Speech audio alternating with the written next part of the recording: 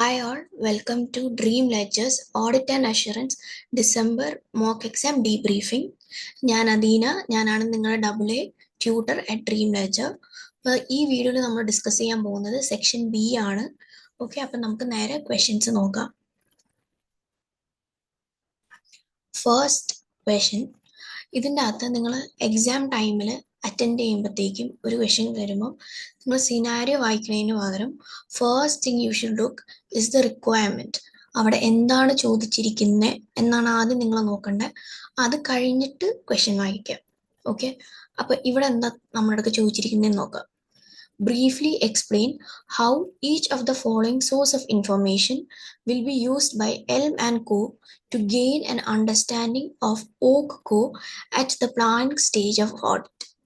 Okay, അപ്പം ഈ source of information തന്നിട്ടുണ്ട്. അത് എൽം ആൻഡ് കോ എന്ത് രീതിയിലാണ് യൂസ് ചെയ്യുക ഓക്കോൻ്റെ ഒരു അണ്ടർസ്റ്റാൻഡിങ് കിട്ടാൻ വേണ്ടി അറ്റ് പ്ലാനിങ് സ്റ്റേജ്. അപ്പൊ ഈ എൽകോ ഓക്കോ ആരാന്ന് ഇപ്പൊ നിങ്ങൾക്ക് അറിയില്ല. അപ്പൊ അതിനു വേണ്ടി നമുക്ക് ഈ ക്വസ്റ്റ്യന്റെ ഈ തുടക്കത്തില് ഇത്രയും പോർഷൻസ് വായിച്ചു നോക്കാം. അപ്പൊ നമുക്ക് മനസ്സിലാവും. It is 1st July 2000X5 20X5. You are an audit supervisor at Elm and Co.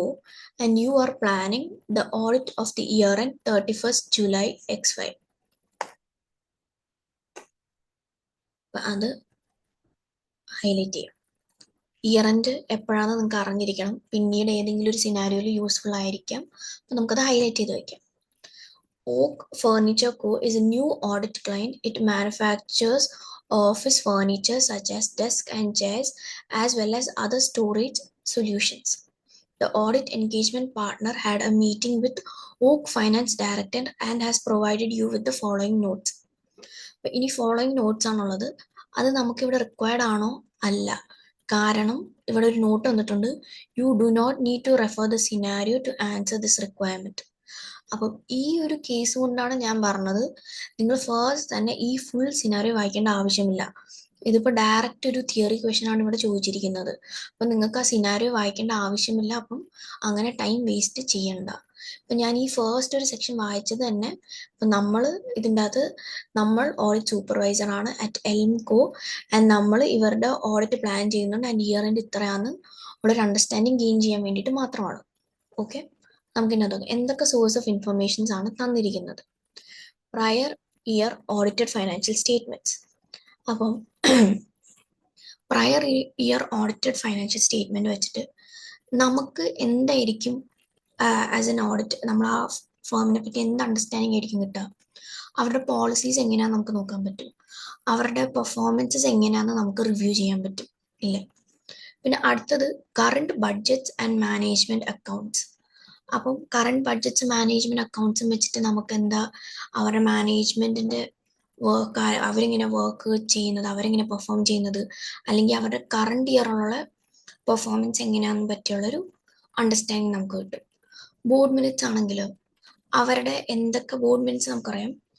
അവിടെ ബോർഡ് മിനിറ്റ്സ് വരുന്നതെന്ന് വെച്ച് കഴിഞ്ഞാൽ ഡയറക്ടറായിട്ട് ഒരു ഡിസ്കഷൻ നടത്തുമ്പോഴാണ്. അപ്പം അങ്ങനത്തെ ഒരു കേസിൽ അങ്ങനത്തെ ഡിസ്കഷൻസ് നടക്കണമെന്നുണ്ടെങ്കിൽ ഇമ്പോർട്ടൻ്റ് ആയിട്ടുള്ള ഇഷ്യൂസ് ആണല്ലോ ഡയറക്ടറിനെ ഇൻഫോം ചെയ്യുക. അപ്പം നമുക്ക് ബോർഡ് മിനിറ്റ്സ് റിവ്യൂ ചെയ്യുമ്പം ആ കൊല്ലം അല്ലെങ്കിൽ ആ അവിടെ എന്തൊക്കെ ഇമ്പോർട്ടൻ്റ് ഇഷ്യൂസ് ആണ് വന്നിട്ടുള്ളത്, അവരെന്തൊക്കെയാണ് അതിന് വേണ്ടി അണ്ടർടേക്ക് ചെയ്തിട്ടുള്ളത് എന്നുള്ളൊരു ബെറ്റർ അണ്ടർസ്റ്റാൻഡിങ് കിട്ടും.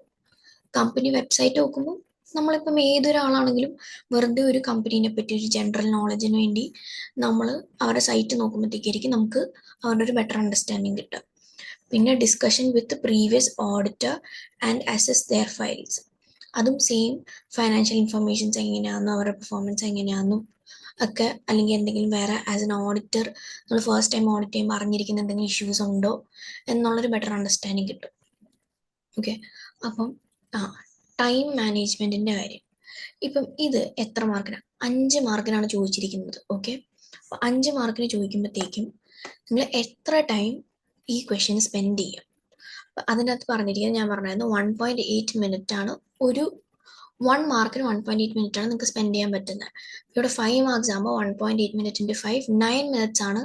9 മിനിറ്റ്സ് നിങ്ങൾ ഈ ക്വസ്റ്റ്യൻ അറ്റൻഡ് ചെയ്യാൻ സ്പെൻഡ് ചെയ്യാൻ പാടുള്ളൂ. ആൻഡ് ക്വസ്റ്റ്യൻ പ്രാക്ടീസ് ചെയ്യുന്ന സമയത്ത് നിങ്ങൾ അത് 1.5 മിനിറ്റ് ആക്കിയിട്ട് നോക്കുമ്പോൾ 7.5 മിനിറ്റ്സേ ഇതിൻ്റെ അകത്ത് ഈ ഒരു ക്വസ്റ്റ്യന് വേണ്ടി നിങ്ങൾ സ്പെൻഡ് ചെയ്യാൻ പാടുള്ളൂ.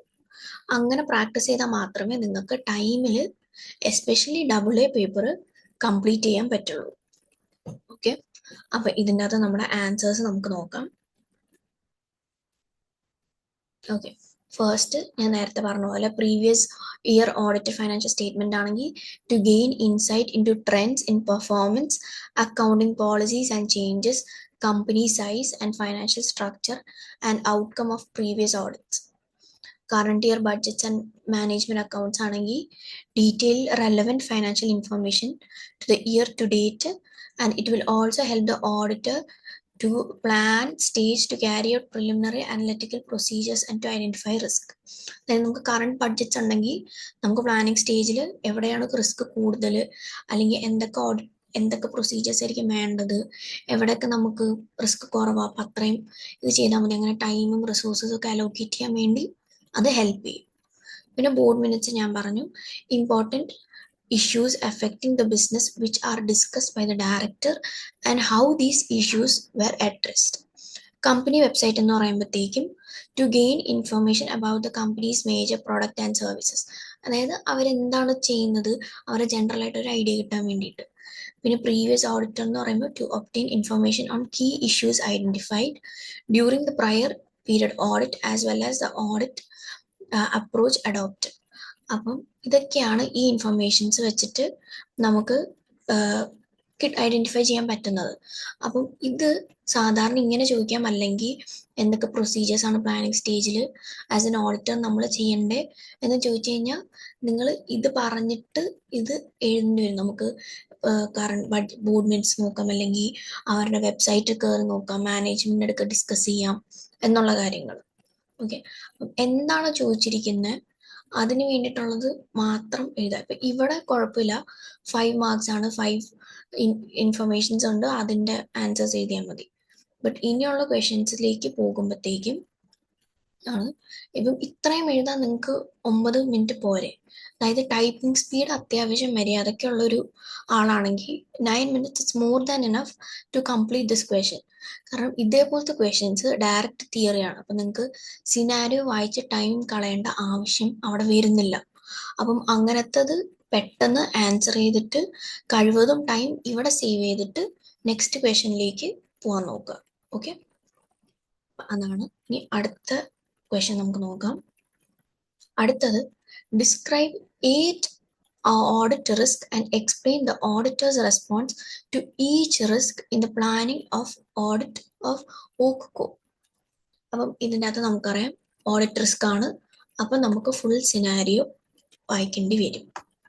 ആദ്യം തന്നെ നിങ്ങൾ വായിച്ചു പോകുമ്പോഴത്തേക്കും ഹൈലൈറ്റർ കൊണ്ട് നിങ്ങൾക്ക് എന്തെങ്കിലും പ്രശ്നമോ അല്ലെങ്കിൽ എന്തെങ്കിലും കുഴപ്പമായിട്ട് തോന്നുന്ന കാര്യങ്ങൾ മാർക്ക് ചെയ്ത് വിടാം.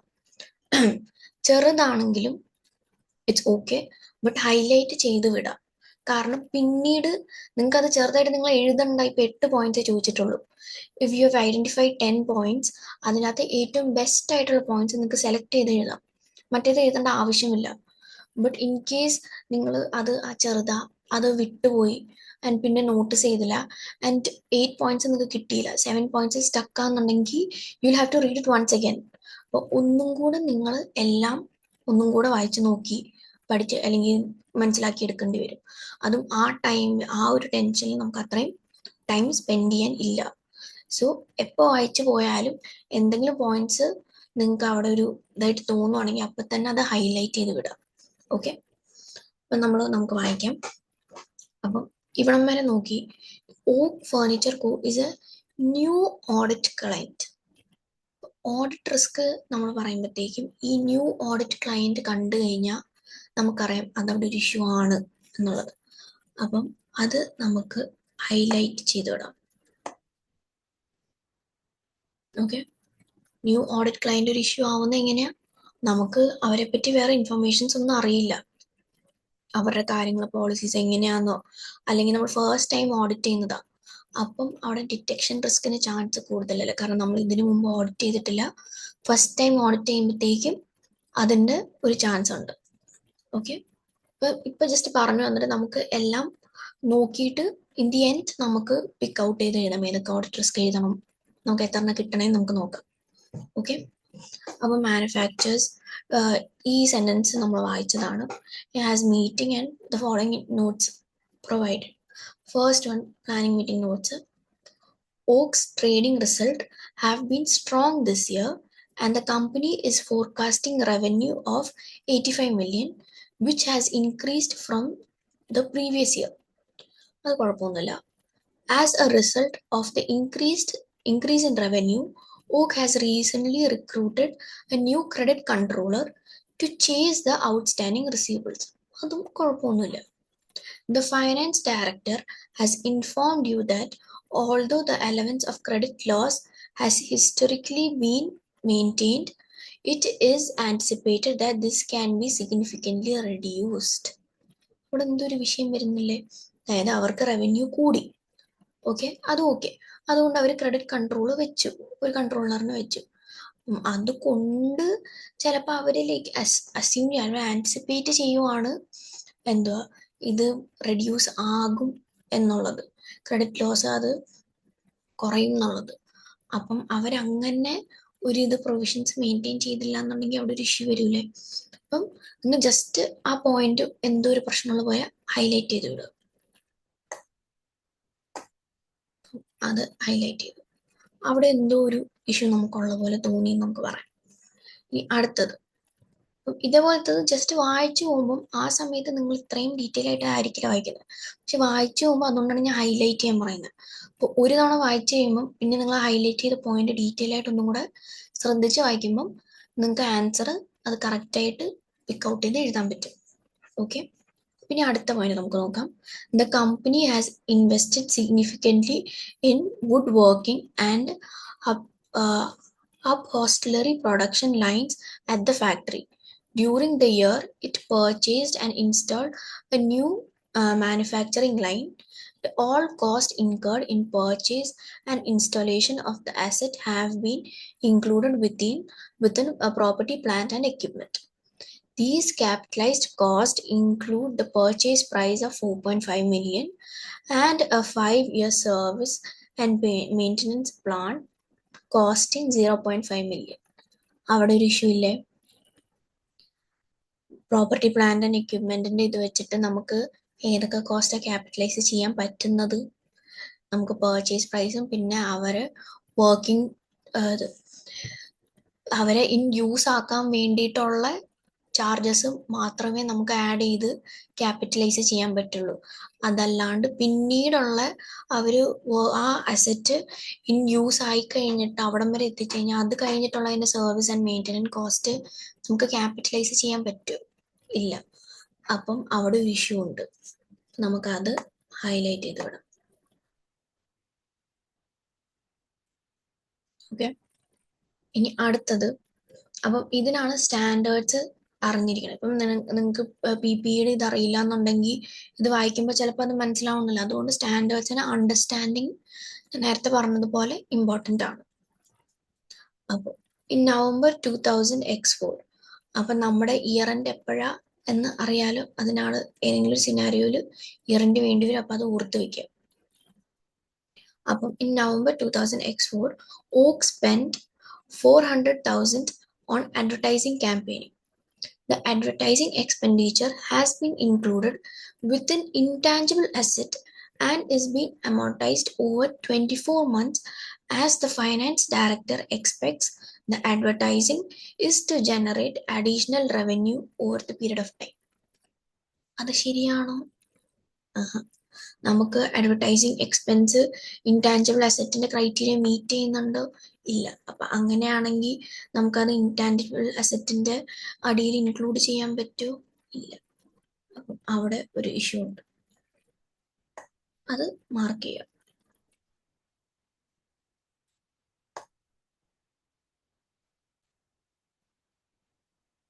അടുത്തത്, on July 2000 X5, the directors announced that one of its furniture line was being discontinued due to fall in demand for the product.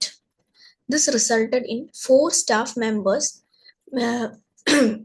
being made redundant The payroll department has calculated the levels of termination costs associated with the redundancy, and they will be paid in August 2000X5 payroll run. അപ്പം ഇതിൻ്റെ അകത്ത് ഇത് identify ചെയ്തിരിക്കുന്നത് എപ്പോഴാണ്? 29 July 20X5 and ഇത് പേ ചെയ്യുന്നത് August ആണ്. നമ്മുടെ ഇയർ എൻഡ് എപ്പോഴാണ്? 31 ജൂലൈ ആണ്. പക്ഷേ ഇത് ഐഡൻറ്റിഫൈ ചെയ്തത് ഇങ്ങനെ ഡിസ്കണ്ടിന്യൂ ചെയ്യുന്നത് ഇയർ എൻഡിന് മുമ്പാണ്. വെന്തോ പേയ്മെൻറ്റ് അവർ പേ ചെയ്യുന്നത് ഓഗസ്റ്റിലാണെങ്കിലും. അപ്പം അങ്ങനത്തെ ഒരു കേസിൽ ഒരു പ്രോബബിൾ ഔട്ട്ഫ്ലോ അവിടെ ഇല്ലേ? അപ്പം അതിനനുസരിച്ച് അവർ അതിന് വേണ്ടിയിട്ടുള്ള പ്രൊവിഷൻ വെച്ചിട്ടുണ്ടാവും. ഇല്ലാന്നുണ്ടെങ്കിൽ അവിടെ ഒരു ഓവർ സ്റ്റേറ്റ്മെൻറ്റ് വരില്ലേ? അപ്പം അതും ഒരു പോയിന്റാണ്. അത് നമുക്ക് മാർക്ക് ചെയ്യാം. ഈ മാർക്ക് ചെയ്യുന്നതിൻ്റെ ഗുണം എന്ന് വെച്ച് കഴിഞ്ഞാൽ ടുവേർഡ്സ് ദി എൻഡ് നിങ്ങൾക്ക് നോക്കാൻ പറ്റും ഇപ്പം എത്ര പോയിന്റ്സ്. ഇപ്പം ഇത് 1, 2, 3, 4, 5 പോയിന്റ് ഇപ്പം തന്നെ. അപ്പം നിങ്ങൾക്ക് ഇപ്പം തന്നെ അറിയാം, ഓക്കെ 5 പോയിന്റ്സ് നിങ്ങളുടെ കയ്യിൽ ഉണ്ട് എന്നുള്ളത്. അപ്പം അതാണ് ഈ ഹൈലൈറ്റ് ചെയ്യുന്നതിൻ്റെ ഒരു ബെനിഫിറ്റ്. അപ്പം നമുക്കിനി അടുത്ത നോക്കാം. In June 2000X5, OCO decided to reveal its premises which had revalue its premises which had previously been accounted for the use of cost model. Properties with a carrying amount under the cost model of 3.8 million were revalued to 8.4 based on the revaluation assumption performed by the management. Just ഒരു benefit, ആ ഒരു doubt ഉള്ളിൽ 3.8 വന്നത് പെട്ടെന്ന് 8.4 ആയി. അതും ആരാണ് valuation perform ചെയ്തത്? മാനേജ്മെന്റ്. അവിടെ ഒരു ഇഷ്യൂ വരാൻ ചാൻസ് ഇല്ല. മാർക്ക് ചെയ്യാം.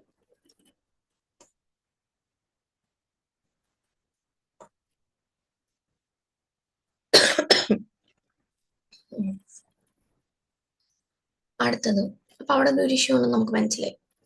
അടുത്തത്, finance director also carried out an extensive review of non-current asset lives and decided to extend the useful life of plant and equipment from 5 years to 8 years. അവിടെയും എന്തോ ഇത് finance ഡയറക്ടറാണ് ചെയ്തത്. അവിടെയും ഒരു ഇഷ്യൂ ഉണ്ട്. യൂസ്ഫുൾ ലൈഫ് എക്സ്റ്റെൻഡ് ആകുമ്പം അവിടെ ഡിപ്രീസിയേഷൻ ചാർജിനെ എഫക്റ്റ് ചെയ്യില്ല. അപ്പം അത് കറക്റ്റായിട്ട് അക്കോമഡേറ്റ് ചെയ്തില്ലെങ്കിൽ അവിടെ ഒരു ഇഷ്യൂ അറൈസ് ചെയ്യില്ലേ? അതുകൊണ്ട് നമുക്ക് അതും മാർക്ക് ചെയ്യാം. പിന്നെ member of the finance team was dismissed by OCO in May 2000X5 after it was discovered that they had been fraudulently purchasing non-current asset for personal use. OCO started to investigate the fraud from at the beginning of June 2005 by reconciling all physical assets to the non-current assets registered, but will not have completed the reconciliation by the year end. Year എൻഡിൽ ഇത് complete ആവില്ല എന്ന് പറയുന്നുണ്ട്. പക്ഷെ ഇത് start ചെയ്യുന്നത് ജൂണിലാണ്. അപ്പം അതെന്തായാലും അവിടെ ഒരു എഫക്റ്റ് ഉണ്ടാവും ഫ്രോഡിന്റെ ഒരു ഇതിൽ. അപ്പം അത് നമുക്ക് മാർക്ക് ചെയ്ത് വിടാം.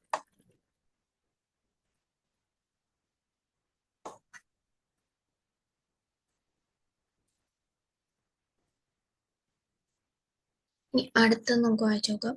ഇതിപ്പം ഈ ഓരോ പോയിന്റ് ഞാൻ വായിച്ചപ്പം അതിന്റെ പോസിബിൾ എന്തൊക്കെയാ പ്രശ്നമെന്ന് ഞാൻ പറഞ്ഞു. ഇപ്പം നിങ്ങൾക്ക് അത് മനസ്സിലായിരിക്കും. ഇവിടെ ഞാൻ ഡീറ്റെയിൽ ആയിട്ട് പറഞ്ഞില്ല, പക്ഷെ ജസ്റ്റ് ഞാൻ പറഞ്ഞു ഓക്കെ ഇത്രയും കൂടി, അപ്പൊ അവിടെ ഒരു ഇഷ്യൂ വന്നൂടെ. നിങ്ങളുടെ അങ്ങനത്തെ തോട്ട്സ് ആണെങ്കിലും മാർക്ക് ചെയ്യുക. കാരണം ഇപ്പം നിങ്ങളിപ്പം ഇതിനകത്ത് നിങ്ങൾക്ക് കറക്റ്റായിട്ട് ഈ ക്യാപിറ്റലൈസേഷൻ്റെ കാര്യം പറഞ്ഞു, അഡ്വർടൈസിൻ്റെ കാര്യം പറഞ്ഞു. ഇതൊക്കെ നിങ്ങൾക്ക് കറക്റ്റായിട്ട് അറിയാം. അതങ്ങനെയല്ല ചെയ്യേണ്ടത്. അത് തെറ്റായിട്ടാണ് അവർ വാല്യൂ ചെയ്തിരിക്കുന്നത് എന്നുള്ളത്. ആ പോയിന്റ്സ് ഒക്കെ നിങ്ങൾക്ക് സുഖമായിട്ട് ഓഡിറ്റ് റിസ്കിന്റെ അടിയിൽ എടുത്ത് എഴുതാൻ പറ്റും. ബട്ട് നിങ്ങൾക്ക് 8 പോയിന്റ്സ് ഓഡിറ്റ് റിസ്ക് പ്രോപ്പർ ആയിട്ടുള്ളത് കിട്ടിയില്ല, ആൻഡ് നിങ്ങൾക്ക് ഇതിൻ്റെ അത്രയ്ക്കുള്ളൊരു അണ്ടർസ്റ്റാൻഡിങ് കിട്ടിയിട്ടില്ലെങ്കിലും നിങ്ങൾക്ക് ഈ പോയിന്റ് നിങ്ങളുടെ ഒരു നോളജ് വെച്ചിട്ട് പിക്ക് ഔട്ട് ചെയ്ത് എഴുതി കഴിഞ്ഞാൽ നിങ്ങൾക്ക് അവിടെ മാർക്ക് കിട്ടാനുള്ള ചാൻസ് ഉണ്ട്, റാദർ ദാൻ ലൈക്ക് 5 പോയിന്റ്സിൽ നിർത്തിയിട്ട് പോരുന്നതിന്. അതുകൊണ്ടാണ് എന്ത് ചെറിയൊരു ഇത് നിങ്ങൾക്ക് തോന്നിയാലും ഹൈലൈറ്റ് ചെയ്യണം എന്ന് ഞാൻ പറയുന്നത്. ഓക്കെ, കാരണം ഇത്രയും പോയിന്റ്സ് ഫുള്ള് നിങ്ങൾ ഹൈലൈറ്റ് ചെയ്തു, and if you end up with 10 points you can select the best 8 points and then write it, rather than ഇപ്പം നിങ്ങൾ ആകപ്പാട് ജസ്റ്റ് 5 പോയിന്റ്സ് സെലക്ട് ചെയ്തിട്ടുണ്ടെങ്കിൽ you will spend more time, you will have to read the question again, ഒന്നും കൂടെ വായിക്കേണ്ടി വരും. അതിനേക്കാളും നല്ലത് ചെറുതാണെങ്കിലും മാർക്ക് ചെയ്ത് പോവാം. അടുത്തത്, the finance director stated that there was a problem in June in mixing of adhesive with the assembly process, which resulted in large batch of chairs having defective bonding. A number of units were shipped. However, due to customer complaints about stability, no further dispatch of these goods have been made.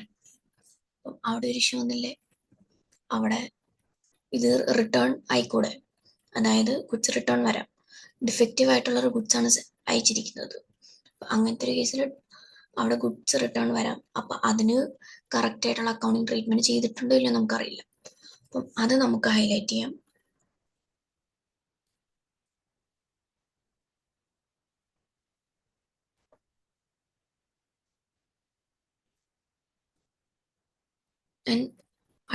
അടുത്ത sentence, no adjustment has been made to the valuation of the damage inventory which will still be held at the cost of 1 million at the year end. അത് ശരിയല്ലല്ലോ, കാരണം ഇവിടെ damage goods ആണെങ്കിൽ അവരുടെ value കുറയില്ല. അപ്പം നമുക്ക് അതേ കോസ്റ്റിൽ തന്നെ അവരെ വാല്യൂ ചെയ്ത് കഴിഞ്ഞാൽ അത് തെറ്റായിട്ടുള്ള വാല്യുവേഷൻ ആണ്. അവിടെയും ഒരു ഇഷ്യൂ ഉണ്ട്. ഞാൻ ഹൈലൈറ്റ് ചെയ്തപ്പോൾ രണ്ടും ഒരുമിച്ച് ഹൈലൈറ്റ്, ഇത് രണ്ട് സെപ്പറേറ്റ് പോയിന്റ്സ് ആക്കി എഴുതാൻ പറ്റുന്നതാണ്. പിന്നെ final, as in previous years the management of Oak is due to be paid a significant annual bonus based on the value of year-end. Yes, അതെന്താണ്? Year-end total asset. Okay, year-end total asset. അതും ഒരു issue അല്ലേ? അവിടെ എന്താണ് issue? അവരുടെ bonus അത് base ചെയ്തിട്ടാണെങ്കിൽ അവര് എന്ത് പറ്റും, അവരത് ഓരോ അസറ്റ്സിന്റെ കാര്യങ്ങളാണെങ്കിൽ അവർ അത് ഓവർ സ്റ്റേറ്റ് ചെയ്യാൻ നോക്കില്ലേ, കാരണം അവർക്ക് അതിനെ ബേസ് ചെയ്തിട്ടാണ് ബോണസസ് കിട്ടുന്നത്. അവിടെ ഒരു റിസ്ക് വന്നല്ലേ. അപ്പം നമുക്ക് നോക്കാം എത്ര പോയിന്റ്സ് നിങ്ങൾക്ക് ജസ്റ്റ് പിക്ക് ഔട്ട് ചെയ്തെടുക്കാൻ പറ്റി. New audit client 1, 2, 3, 4, 5, 6, 7, 8, 9, 10, 11. നിങ്ങൾക്ക് 11 പോയിന്റ്സ് ഇതിനകത്ത് നിന്ന് പിക്ക് ഔട്ട് ചെയ്തെടുക്കാൻ പറ്റി. ഇതിൻ്റെ അകത്തുനിന്ന് നിങ്ങൾക്ക് ഏറ്റവും നല്ലോണം ആൻസർ ചെയ്യാൻ പറ്റുന്ന പോയിന്റ്സ് 8 എണ്ണം എഴുതിയാൽ മതി. 8 പോയിന്റിന്റെ ആവശ്യമുള്ളൂ, അത്രയും എഴുതിയാൽ മതി. എന്തായാലും നിങ്ങൾ ഫുൾ സിനാരിയോ വായിക്കും. അപ്പം എല്ലാം ഇമ്പോർട്ടൻ്റ് ആയിട്ടുള്ളത് മാർക്ക് ചെയ്ത് പോവുക. ആൻഡ് അതിൻ്റെ അകത്തുനിന്ന് നിങ്ങൾക്ക് ഏറ്റവും മര്യാദയ്ക്ക് അറിയുന്ന 8 പോയിന്റ്സ് എടുത്തെഴുതുക. നമുക്കിതിൻ്റെ ആൻസറിലേക്ക് പോവാം. ഇവിടെ ചോദിച്ചിരിക്കുന്നത് ഓഡിറ്റ് റിസ്ക്കും ഓഡിറ്റ് റെസ്പോൺസും ആണ്. Okay,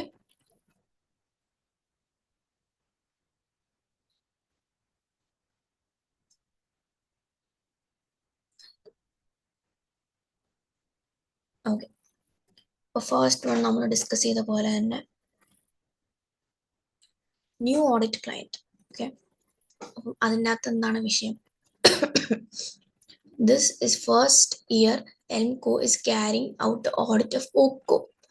As a result, there will be lack of familiarity with companies' accounting policies and transaction, which would lead to misinterpretation of audit evidence or performance of inappropriate procedure. This will increase detection risk, നമ്മൾ നേരത്തെ പറഞ്ഞതുപോലെ, and specifically non-sampling risk. there is no less assurance over opening balance as Elmco did not perform the audit last year. നമ്മൾ വേറൊരാളുടെ audit വർക്കിനെ rely ചെയ്യേണ്ടിയും വരും, detection റിസ്കിന് chance കൂടുതലാണ്. Auditors response അല്ലെങ്കിൽ അതിനുവേണ്ടി നമുക്ക് എന്ത് ചെയ്യാൻ പറ്റുമെന്ന് വെച്ച് കഴിഞ്ഞാൽ allocate additional time in the audit timetable to ensure that the audit team to search the client, its business and its system.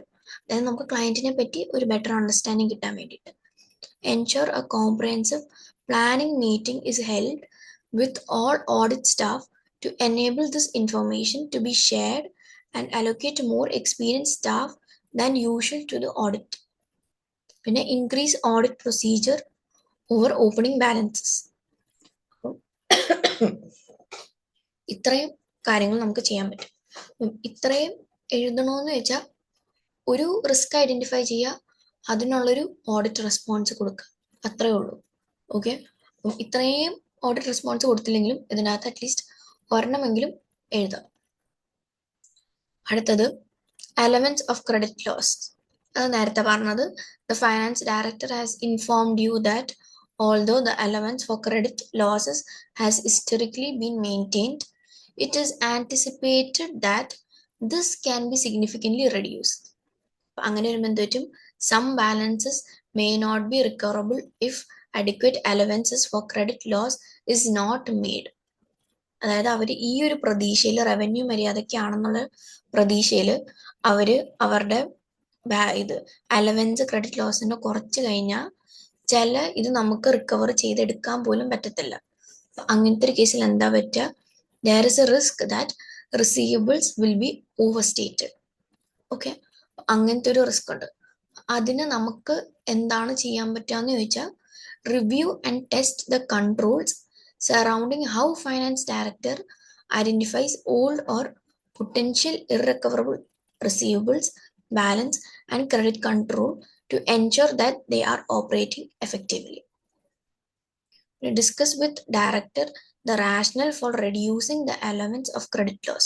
അതായത് എന്തുകൊണ്ട് ഇങ്ങനെ റെഡ്യൂസ് ചെയ്യാനുള്ള തീരുമാനം എത്തി, അതിനെപ്പറ്റി നിങ്ങൾക്ക് ചോദിക്കാം. അല്ലെങ്കിൽ അതിനെ റിലേറ്റഡ് ആയിട്ടുള്ള ടെസ്റ്റും അതിൻ്റെ റിവ്യൂസും കൺട്രോൾസ് ഒക്കെ ടെസ്റ്റ് ചെയ്യാം. അതായത് കറക്റ്റായിട്ട് റിസീവ്സ് കിട്ടുമോ, അല്ലെങ്കിൽ എന്തൊക്കെയാണ് പൊട്ടൻഷ്യൽ എന്നുള്ളത്. പിന്നെ extend post year end cash receipts testing and review of aged list of individual customer balances to be performed to assess valuation and the need for an increased allowance for credit losses.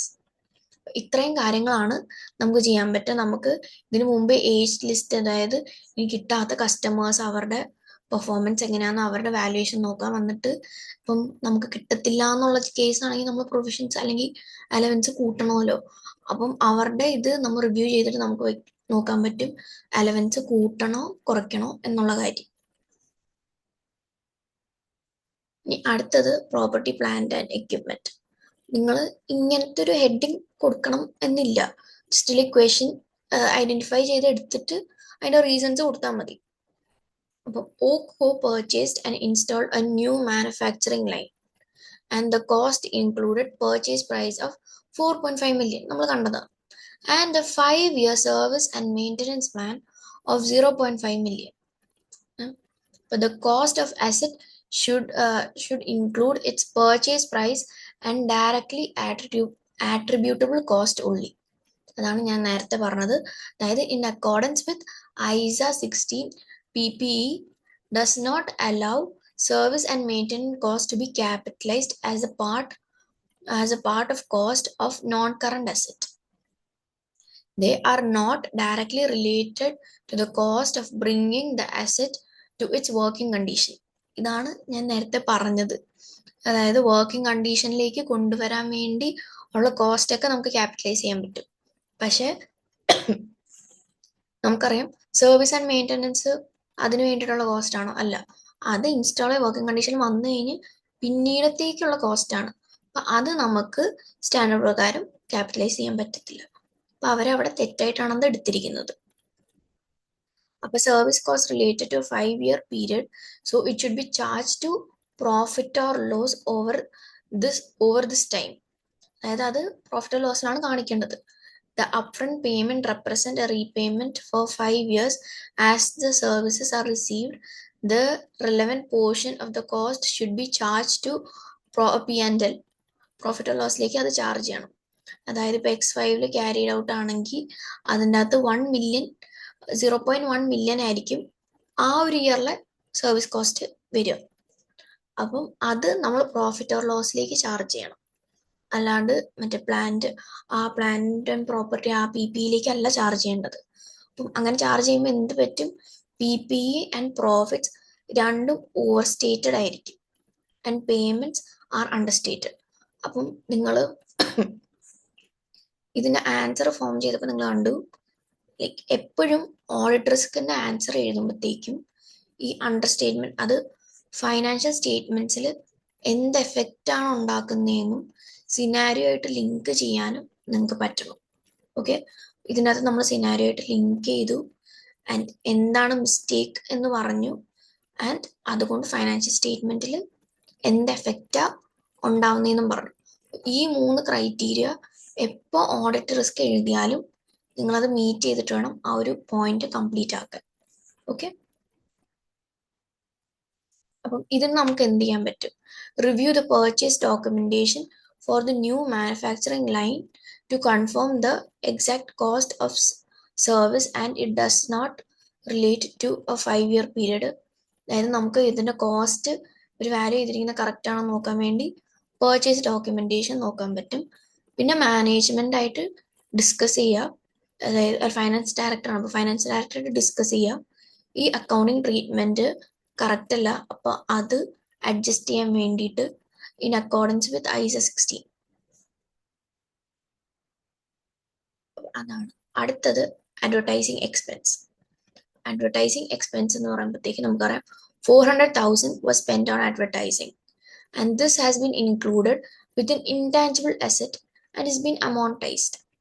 Our advertising expenditure does not meet the criteria of ISA 38 intangible asset. Criteria meet ചെയ്യുന്നില്ല, so it should be expensed. അപ്പം ഇങ്ങനെ അത് നമ്മൾ expense ചെയ്യാത്തപ്പം എന്ത് പറ്റും? There would be an understatement of expense, അതായത് overstatement of profit and intangible asset. Result നിങ്ങൾക്ക് എന്ത് വേണമെങ്കിലും പറയും. ഇപ്പം അണ്ടർസ്റ്റേറ്റ്മെന്റ് ഓഫ് എക്സ്പെൻസ് എന്ന് പറയും ഓവർ സ്റ്റേറ്റ്മെന്റ് ഓഫ് പ്രോഫിറ്റിന് പകരം, പക്ഷെ അത് ഫൈനാൻഷ്യൽ സ്റ്റേറ്റ്മെന്റിൽ എന്ത് എഫക്റ്റ് ചെയ്യുന്നു എന്നുള്ളത് മെൻഷൻ ചെയ്യണം. ഇതിന്റെ കേസിൽ നമുക്ക് എന്താ ചെയ്യാൻ പറ്റുക?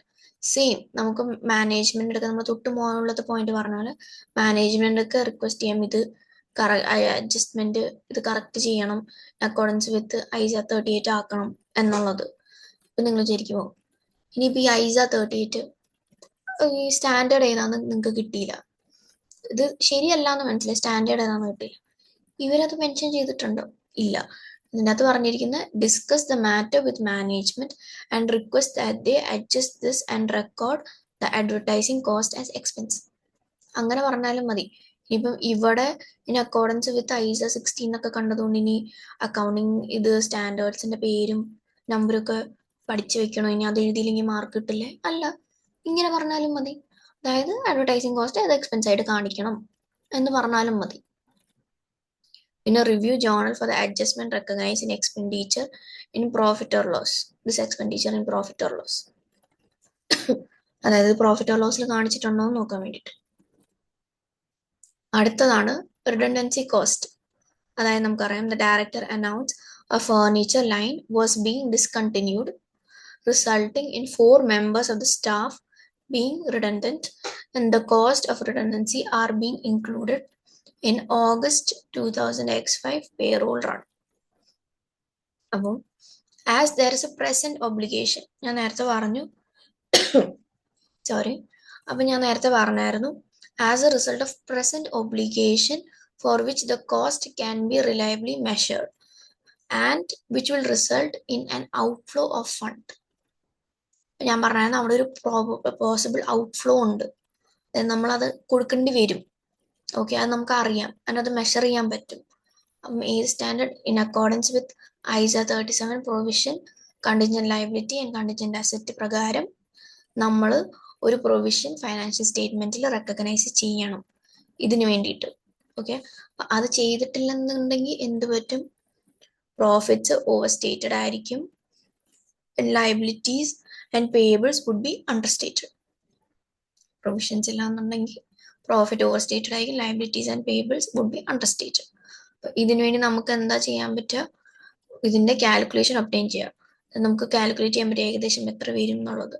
അപ്പം obtain calculation of redundancy payment and agree that the provision has been included as A liability in the year end financial statement and agree the redundancy payment have been paid post year end.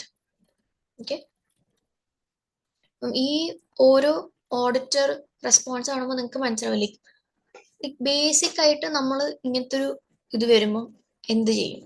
നമുക്ക് കൈ പൊള്ളിക്കഴിഞ്ഞാൽ നമ്മൾ വെള്ളത്തിന്റെ അടിയിൽ വെക്കില്ലേ, ആ തണുത്ത വെള്ളത്തിന് ഇതാക്കും, അങ്ങനെയൊക്കെ ചെയ്യില്ലേ, അത്രേ ഉള്ളൂ. ഇത് നിങ്ങൾ കാണാപ്പാടം പഠിച്ച് വെക്കേണ്ട ഒരു ഇതല്ല. അപ്പൊ ആൻസർ ചെയ്യുമ്പോൾ ഇൻ കേസ് നിങ്ങൾക്ക് കറക്റ്റായിട്ട് പിക്ക് ഔട്ട് ചെയ്യാൻ പറ്റി, ഓക്കെ, നിങ്ങളത് സോൾവ് ചെയ്തു. ബട്ട് നിങ്ങൾക്ക് എന്താണ് ഓഡിറ്റർ റെസ്പോൺസ്, എന്താ ചെയ്യേണ്ടതെന്ന് അറിയത്തില്ല എന്നുണ്ടെങ്കിൽ തിങ്ക് ലൈക്ക് കുറച്ച് കോമൺ സെൻസ് ഉപയോഗിച്ചിട്ട് ഇങ്ങനെ തിങ്ക് ചെയ്യുക. ഇങ്ങനത്തെ ഒരു സിറ്റുവേഷനിൽ അവർക്ക് എന്താണ് ചെയ്യാൻ പറ്റുക. റിഡൻഡൻസി പ്രൊവിഷൻ നമുക്ക് മെഷർ ചെയ്യാൻ പറ്റും ആൻഡ് നമ്മളൊരു പ്രൊവിഷൻ റെക്കഗ്നൈസ് ചെയ്യണം എന്നുള്ളത്. അപ്പം നമുക്ക് അതിന്റെ കാൽക്കുലേഷൻ ചോദിക്കാം ആൻഡ് അത് പ്രൊവിഷൻ ആയിട്ട് ഈ ഇയർ എൻഡിൽ കാണിച്ചിട്ടുണ്ടോ എന്നുള്ളത്. ഓക്കെ. ആൻഡ് ഇത് നമ്മൾ പറഞ്ഞു ഓഗസ്റ്റ് XYല് ഇത് പേയ്മെന്റ് നടത്തും എന്നുള്ളത്. അപ്പൊ നമുക്ക് പോസ്റ്റ് ഇയർ എൻഡ് പേയ്മെന്റ് ചെയ്തിട്ടുണ്ടോ എന്ന് നോക്കാം. അത്ര സിമ്പിൾ ആയിട്ടുള്ള ഇതാണ്. അപ്പൊ നിങ്ങൾ അതാണ് ഞാൻ പറഞ്ഞ അണ്ടർസ്റ്റാൻഡിങ് ഉണ്ടെങ്കിൽ നിങ്ങൾക്ക് ഇത് എസ്പെഷ്യലി AA പേപ്പറിൽ നിങ്ങൾക്ക് സെക്ഷൻ B അത്യാവശ്യം സ്മൂത്ത് ആയിട്ട് സോൾവ് ചെയ്തെടുക്കാൻ പറ്റും. പിന്നെ അടുത്തതാണ് റീവാലുവേഷൻ. നേരത്തെ നമ്മൾ എന്തോ ഒരു പ്രശ്നം ഉണ്ടെന്ന് പറഞ്ഞല്ലേ, അത് the property has been revalued from 3.8 million to 8.4 based on management revaluation. The accounting policies with respect to properties was changed during the year and the property values have been subsequently increased as a result. But there is a risk that the revaluation has not been carried out on an appropriate basis but has been designed to inflate asset value in the light of bonus resulting in PPE being overstated. അതായത് ഇവിടെ നമ്മളൊരു പ്രശ്നമുണ്ടെന്ന് നമുക്ക് തോന്നിയതിന്റെ main കാരണം management ആണ് revaluation ചെയ്തത്. സാധാരണ ഇപ്പൊ റീവാലുവേഷൻ ചെയ്യാൻ നമ്മൾ ചില ക്വസ്റ്റൻസിൽ വാല്യൂറിനെ കൊണ്ടുവരും എന്നൊക്കെ നമ്മൾ കണ്ടിട്ടുണ്ട്. ഇതിനകത്ത് മാനേജ്മെന്റ് ആണ് റീവാല്യൂ ചെയ്തത്. ആൻഡ് നമ്മൾ ആ ലാസ്റ്റ് ആൻഡ് ഫൈനൽ പോയിന്റിൽ പറഞ്ഞായിരുന്നു ടോട്ടൽ അസറ്റ് വെച്ചിട്ടാണ് അവരുടെ ബോണസ് ബേസ് ചെയ്യുന്നതെന്നുള്ളത്. അപ്പം അതുകൊണ്ടായിരിക്കാം ഇത്രയും ഒരു ഇൻക്രീസ് ചിലപ്പോൾ വന്നിട്ടുണ്ടാവാം. ഇപ്പൊ പോളിസീസും ഇതൊക്കെ മാറിയതുകൊണ്ട് പ്രോപ്പർട്ടിയുടെ വാല്യൂ കൂടിയിട്ടുണ്ടാവാം. ബട്ട് ഇത്രയും കൂടിയിട്ടുണ്ടോ എന്ന് നമുക്കറിയില്ല. കാരണം അത് ഒരു റിസ്ക് ഉണ്ട് ദാറ്റ് അവര് ഇത് ഓവർസ്റ്റേറ്റ് ചെയ്ത് കാണിക്കുവാണ് എന്നുള്ളത്. എന്തുകൊണ്ടാ ബോണസ് അത് ബേസ് ആയതുകൊണ്ട്. അപ്പൊ എന്ത് പറ്റും, PPE ഓവർസ്റ്റേറ്റഡ് ആയിരിക്കും. അതിന് നമുക്ക് എന്താ ചെയ്യാൻ പറ്റുക, ഓഡിറ്റ് ടീം ഷുഡ് ഡിസ്കസ്. ഇപ്പൊ സിമ്പിൾ ആയിട്ട് പറഞ്ഞാൽ എങ്ങനെയാണ് ഇത്രയും ഇൻക്രീസ് വന്നത് എന്ന് നമുക്ക് ചോദിച്ചുകൂടെ. ലൈക്ക് എന്ത് അസംഷൻസ് ആണ് അവർ ബേസ് ചെയ്തത്, ഇനി എന്ത് ബേസിസിലാണ് അവർ ഇങ്ങനത്തെ വാല്യുവേഷൻ എടുത്തത്. Audit team should discuss with the director the basis on which the revaluation has taken place. അതൊരു പോയിന്റ് ആണ്. പിന്നെ the audit team should review the methods and assumptions made. Same തന്നെ അവര് എന്ത് അസംഷൻസ് ആണ് അല്ലെങ്കിൽ എന്ത് ഇതാണ് യൂസ് ചെയ്തിരിക്കുന്നത് ഈ വാല്യുവേഷൻ നടത്താൻ വേണ്ടിയിട്ട്. And they should agree the values on the revaluation record to the non-current asset register to confirm the revaluation has been recorded correctly. Correct ആയിട്ടാണോ റെക്കോർഡ് ചെയ്തിരിക്കുന്നതെന്ന് നമ്മൾ നോക്കണം.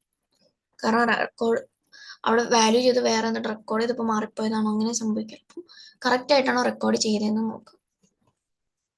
അതാണ് റീവാലുവേഷൻ. ഇനി അടുത്തത് ഡിപ്രീസിയേഷൻ. അപ്പം ഇതിൻ്റെ അകത്ത് അവിടെ നമ്മൾ പിക്ക് ഔട്ട് ചെയ്ത 10 പോയിന്റ്സ് ഞാൻ ഡിസ്കസ് ചെയ്യും. ഓക്കെ. ബട്ട് അത്രയും എഴുതണോ വേണ്ട, 8 പോയിന്റ് മതി. അത് കറക്റ്റായിട്ട് ആൻസർ ചെയ്യുന്നു. അപ്പം ഇതിൻ്റെ അകത്ത് ഇപ്പൊ ഡിസ്കസ് ചെയ്യുന്ന സമയത്ത് നിങ്ങൾക്കിപ്പം ആലോചിക്കുമ്പോൾ അല്ലെങ്കിൽ നിങ്ങളിത് ചെയ്തിട്ടുണ്ടെങ്കിൽ നിങ്ങൾക്ക് പറയണം ഓക്കെ ഇതെനിക്ക് കറക്റ്റായിട്ട് കിട്ടിയായിരുന്നു.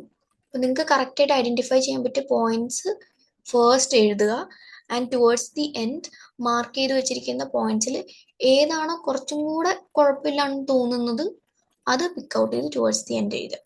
ഫസ്റ്റ് തന്നെ ആൻസർ ചെയ്തപ്പോൾ നിങ്ങൾക്ക് കറക്റ്റായിട്ട് അറിയുന്ന പോയിന്റ്സ് സ്റ്റാർട്ടിങ്ങിൽ തന്നെ മെൻഷൻ ചെയ്യുക. കറക്റ്റായിട്ട് എന്താ കുഴപ്പം ആൻഡ് എന്ത് റെക്കമെൻഡേഷൻസ് ആയിരിക്കും പ്രൊവൈഡ് ചെയ്യാന്നുള്ളത്. ഓക്കെ, അപ്പം ഡിപ്രീസിയേഷൻ നമ്മൾ പറഞ്ഞായിരുന്നു, the period over which plant and equipment is to be depreciated is to be extended from 5 to 8 years. Useful life 5 to 8 ഇയേഴ്സിലേക്ക് കൂട്ടിയായിരുന്നു. അപ്പം ഞാൻ പറഞ്ഞു അത് ഡിപ്രീസിയേഷൻ എഫക്റ്റ് ചെയ്യും. അതെങ്ങനെ? This will have an effect of reducing depreciation effect. Years കൂടുമ്പോഴത്തേക്കും നമ്മൾ ഡിപ്രീസിയേഷൻ കാൽക്കുലേറ്റ് ചെയ്യുമ്പോഴത്തേക്കും അതിൻ്റെ amount കുറയും. അപ്പം അങ്ങനെ കുറയുമ്പോഴത്തേക്കും നമുക്കറിയാം അത് പ്രോഫിറ്റിനെ ബൂസ്റ്റ് ചെയ്യും അല്ലേ. അതായത് under ISA 16 useful lifes are used to be reviewed annually and if the assets life have genuinely increased then the change to depreciation charge is reasonable. നമ്മൾ റിവ്യൂ ചെയ്യണം ആൻഡ് ശരിക്കും ഇൻക്രീസ് ആയിട്ടുണ്ടെങ്കിൽ അത് റീസണബിൾ ആണ്. കാരണം അങ്ങനെ ശരിക്കും ഇൻക്രീസ് ആയി എന്നിട്ട് അവരത് കാണിച്ചിട്ടില്ലെങ്കിൽ അതൊരു മിസ്റ്റേക്ക് ആണ്. പക്ഷേ ഇവിടെ ഒരു റിസ്ക് ഉള്ളതെന്ന് വെച്ച് കഴിഞ്ഞാൽ ഇവർ ചിലപ്പോൾ ഇത് കാണിച്ചിരിക്കുന്നത് പ്രോഫിറ്റ് ബൂസ്റ്റ് ചെയ്യാൻ വേണ്ടിയിട്ടായിരിക്കാം. അങ്ങനത്തെ ഒരു ചാൻസ് ഉണ്ട്. അപ്പം അങ്ങനത്തെ ഒരു കേസ് ആണെങ്കിൽ എന്ത് സംഭവിക്കും? PPE ഓവർ സ്റ്റേറ്റഡ് ആയിരിക്കും and depreciation expense under stated ആയിരിക്കും. അങ്ങനത്തെ ഒരു സിറ്റുവേഷൻ വരും. അങ്ങനത്തെ ഒരു കേസ് ആണെങ്കിൽ നമുക്ക് എന്താ ചെയ്യാൻ പറ്റുക? സെയിം നമ്മൾ നേരത്തെ പറഞ്ഞതുപോലെ തന്നെ audit team should discuss with the management the basis on which the decision was made. Same point തന്നെയല്ലേ. അപ്പം നിങ്ങൾക്ക് വേണമെങ്കിൽ കോപ്പി പേസ്റ്റ് ചെയ്ത് തന്നെ എഴുതാം. പിന്നെ ടൈപ്പ് ചെയ്യേണ്ട ആവശ്യം പോലും ഇല്ല എക്സാമിന്റെ സമയത്ത്. അപ്പം അങ്ങനെ എഴുതാൻ പറ്റും. പിന്നെ ഇത് auditor should review the conditions of PPE currently being used and whether the profit or loss have been made when the PPE have been sold.